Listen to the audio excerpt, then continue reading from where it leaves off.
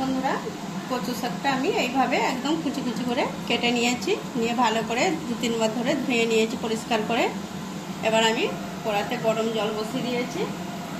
তাতে সামান্য করে আমি লবণ দেবো। একটু জলটা ফেলে দিতে হবে, কেন বর্ষার সময়।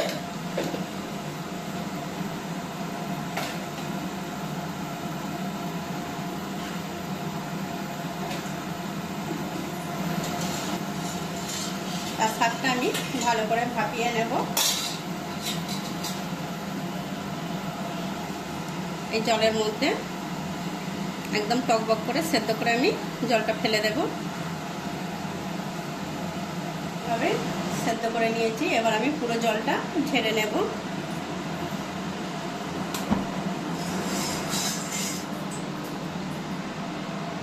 দেখুন,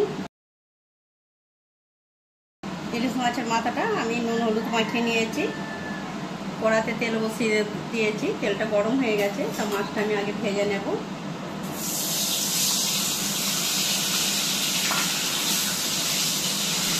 মাছটা আমি এইভাবে ভেজে নিয়েছি। এবার আমি তুলে নেব।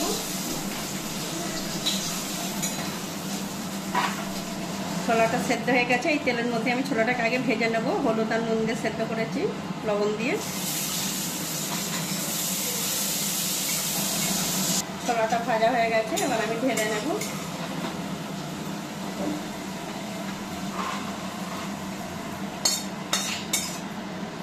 এবার আমি এর মধ্যেই অল্প করে সরষের তেল দিয়ে দেব।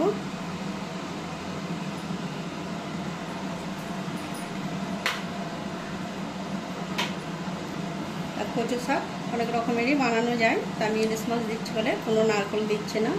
তাই এটা আমি ফোড়ন দেব। গোটা জিরে, শুকনো লঙ্কা, কালো জিরে, এটা আমি ফোড়ন দিয়ে দেবো।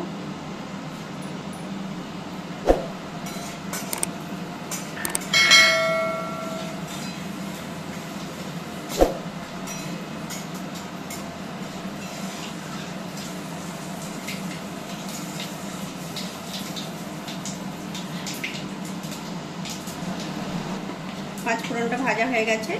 আদা পেস্ট দিয়ে দেবো 1 চামচ। আদাটা দিতে খুব ছিটকা ছিল, সেই জন্য আমি একটু হালকা করে জল দিয়েছি। শুকনো লঙ্কার গুঁড়ো দেবো ছোটো চামচের 1 চামচ।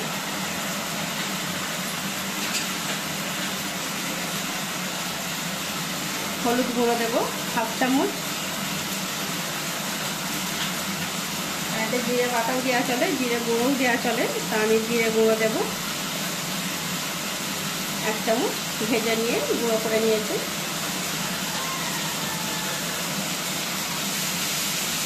ভালো করে মশলাটা আমি বানিয়ে নিচ্ছি। এবার স্বাদ মতো লবণ দেবো।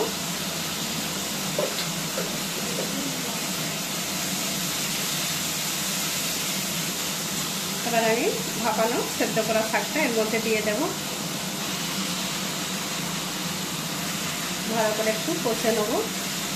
আর কচু শাকটা আমি কষে নিয়েছি। এবার আমি এই ইলিশ মাছের মাথা আর ছোলা ভাজাগুলো দিয়ে দেবো, সেদ্ধ করা ছোলা। একটু হালকা করে আমি চিনি দেব।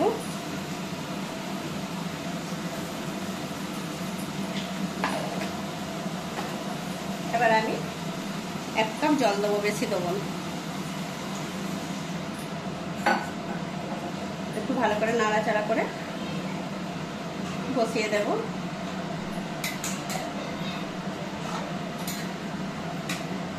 দেখুন, আমি রসুন পেঁয়াজ দিই না, আদা পেস্ট দিয়েছি 1 চামচ। তারপরে কি কি মশলা দিচ্ছি তা আমরা দেখেইছেন। এবার আমি একটু কষে নিয়েছি, নিয়ে এবার ঢাকা দিয়ে দেব। তা দেখুন, কচু শাক দিয়ে ইলিশ মাছের মাথা দিয়ে তরকারিটা আমার বানানো হয়ে গেছে। আমার রেসিপি যদি আপনাদের ভালো লেগে থাকে, লাইক, শেয়ার, কমেন্ট করবেন। আমার চ্যানেলটিকে আপনারা একটু সাবস্ক্রাইব করবেন। আপনারাও বানান, গরম ভাতে পরিবেশন করুন, অসাধারণ খেতে।